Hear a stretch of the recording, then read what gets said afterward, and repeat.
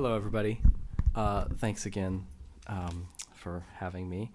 My name's Scott Collard. I'm in the capacity of this talk. I'm the Graduate Student Services Coordinator at NYU. As I'm sure everybody in the room, I have lots of other things I do. I'm going to take a little pivot and talk about a sort of a more program design level in terms of what we've done with our graduate students at NYU.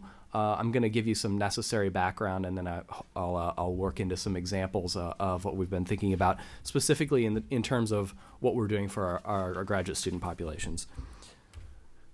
So people may already know, but we're downtown in that sort of blacked out area last week. The interesting thing about NYU compared to some of other research institutions is it's highly centralized. So you've kind of got everybody and everything happening, for the most part, in one building. It means you've also got all your librarians in one building. We've got a somewhat traditional research orientation with subject selectors, specialists who are kind of vertically integrated into their departments, about 35 of those. And this gives us good reach into our students. But what we have been finding over the last few years is massive growth in our graduate programs. So NYU is about 40 to 45,000 students now. Used to be majority undergraduate. It's half and half now. So our graduate student populations have grown in number. The programs are also expanding constantly. Probably 2 to 4 new, especially master's programs a year at least being generated for maybe the last 5 or 6 years. So all of this creates a lot of new activity and a lot of traffic, and these are graduate students, and there's a research expectation. So, we haven't seen huge growth in doctoral programs. I would say that 80% of these programs are master's programs, but there's still a lot more of them. So why did we care about that? Well, part of it is this growth. Part of it is hearing kind of persistent commentary from the graduate students about what the library could be doing for them better.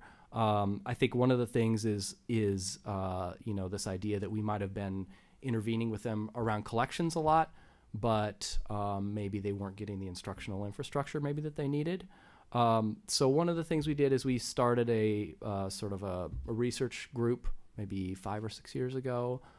We spent 6 to 9 months just doing a big mixed method study on our graduate students to try to figure out what we were doing right, what we were doing wrong, where we could intervene. Of course, there's lots of stuff that comes out about, oh, your facility, your spaces aren't doing it for me or whatever, but there was a tremendous amount of stuff in there about instructional need that we frankly weren't really meeting. So the thing I'm going to lay out here is the one kind of underlying thing that I think surprised us and that we've really swung towards when it comes to programming instructional services for graduate students, and it's just around this idea of heterogeneity. So there's my formula for what's happened. So what I want to talk about first is there's 2 varieties of this heterogeneity that we've really seen. So the number one thing is that as soon as we go out and we start talking to graduate students, we do focus groups or we do surveys or whatever, we find immediately that there's no such thing as a graduate student. In fact, we hear our graduate students say, oh, I'm just tired of those undergraduates making all that noise, when in fact it's become clear that they're often complaining about each other because they don't even recognize each other as doing graduate level work, because those people are in a group and I sit in my carrel all day by myself, and how could we be the same thing, right? So graduate students aren't a thing. They're a whole bunch of different things. So this is the first thing that we started to grapple with. Some of these are obvious, I think. We've got that master's doctoral divide. We've got disciplinary differences. Some of them that we started to get a lot of feedback from are much more about who they are, their demographic realities, what their life looks like. So for instance, master's students at NYU are 80% more likely to have a second job, or to have a first job, and getting the master's degree is their second job. They're much more likely to speak a different language as their native language. They're much more likely to be international. A high percentage of them have been out of academia for a long time, so they're kind of like back to schoolers. So you've got a huge diversity of what these people are just in terms of their life reality. When we started thinking about how do you intervene more effectively, or how do you supplement the intervention they might be getting around, you know, their discipline with those subject selectors who are nicely aligned with their department, or something that's beyond, oh, you're a doctoral student, I know you're going to do a dissertation, you're going to have these kinds of things that we're going to help you with, we came up with a number of different ways to think about this. So I'll give you a couple of examples. So the first, for example, international students. In our work with these folks, you know, we found out what they're really worried about is getting acclimated to the university, especially new, when they're brand new. That is, I don't even know where to go for certain things, etc. Norms and standards around scholarship in an American university. Okay, what is a library? So this is something that I think a lot of us who work with a lot of international students might recognize this, that a library in North America is not the same as necessarily as a library in their home country, and they might need some help understanding that it's okay to come ask us something. So we start to design classes around segmentation. So what we find with the international students, almost like Barbara was saying, they don't need the brain dump of every possible resource that there is in the world. They need to be physically oriented so they feel comfortable or confident. They need basic NYU information because it turns out that nobody else is really giving that to them particularly well. They need help around fair use and citing, and they need to know that we're nice because libraries in other countries might be gatekeepers. So that's when we do our international students orientation to the library, these are the things we focus on. A lot of everything else is just stripped out. Another example is our back to school students. I have to say maybe our most successful class at this point. Something about the way we cast it is really compelling to people. So fear and anxiety. Oh my God, everything's electronic, and when I was in school, nothing was. I mean, we're ways into being electronic, and this is still something we hear all the time. And also, like, I have a job. I need to come and go when I need to. So sessions that we do for our back-to-school people, we do them in a very ad hoc way. We get bagels. We have a room full of librarians with stations. We give them a scorecard they have to walk through and check off anything that they haven't done. They're very low risk, and they're, other than paying for bagels, pretty easy to do, honestly. It's all the things that we're doing already. But for some reason, the back-to-school students are compelled to go to these because I don't know. I think that low risk thing is a big thing, and the food, of course, always the food. So that's the first aspect that we've tried to program around. The second aspect, again, that we got a lot of information out of our graduate students about is just this idea of a life cycle, so that graduate students, maybe more than anybody, go through some sort of continuum.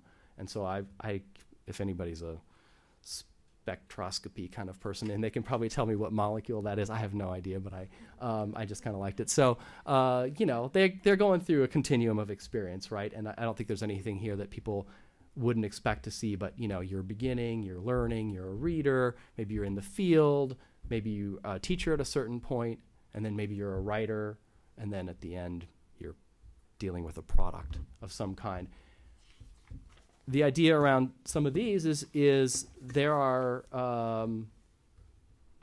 pinch points maybe in this continuum where we want to think about intervening in any way we can. We've tried to take the continuum and lay it out and say, okay, if you're starting to teach and you've never taught before, what kind of thing might you need from us? You might need help with your learning management system. You might need help about linking to electronic resources. You might need help about how to help your students avoid plagiarism. So totally different set of resources that we could instruct you about because you're a teacher, but that you wouldn't get those things in those other places necessarily because they wouldn't be as useful for you.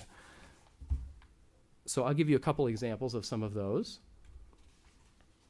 So the first is proposal writers, people who are getting ready to do that proposal part of their job. Obviously, that literature review. Here's a place where this kind of horizontal effort to deal with graduate students intersects perfectly with that vertical subject specialist structure that we have. Getting that subject orientation, finding the nooks and crannies. what else is out there? I want to be sure that my bibliography is looking pretty good.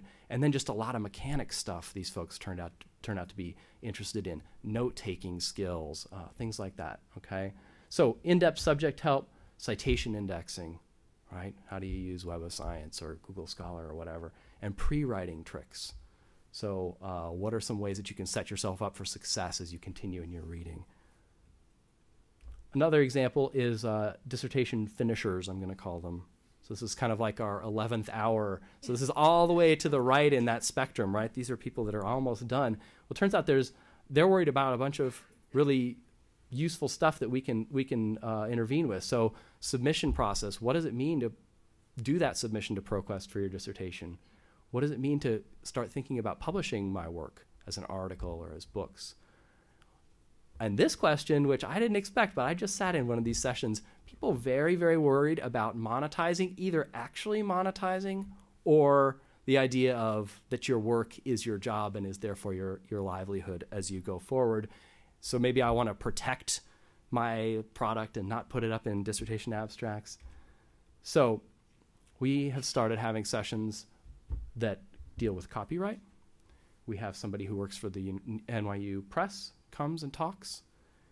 There's a lot of online documentation because everybody's doing a lot of this in not a traditional semester kind of way. You never know when you're going to need it, so we provide a lot of supporting online documentation, and it's really just aimed at trying to help people think through some of these aspects. So I hope I've given you a couple of ideas of some of the things we're doing. You know, I haven't even gone into some of the things that we do that talk about every grad student that we see, you know, bibliographic management or something, things that we're going to consider core skills, because I think a lot of us understand that that's out there, but I think what we've done that's kind of interesting is this idea of dividing up on non-subject lines, and that they've been very successful, and our classes are really pretty full. And the other advantage of this is that, you know, we've got those subject selectors. They're already dealing with that massive influx of graduate students. If we can take a little labor off of each one of them and spread that kind of basic stuff around a little bit more, then again, confidence increases with the librarians, but also with the students when they go into the next thing that they need. So that's it. Great.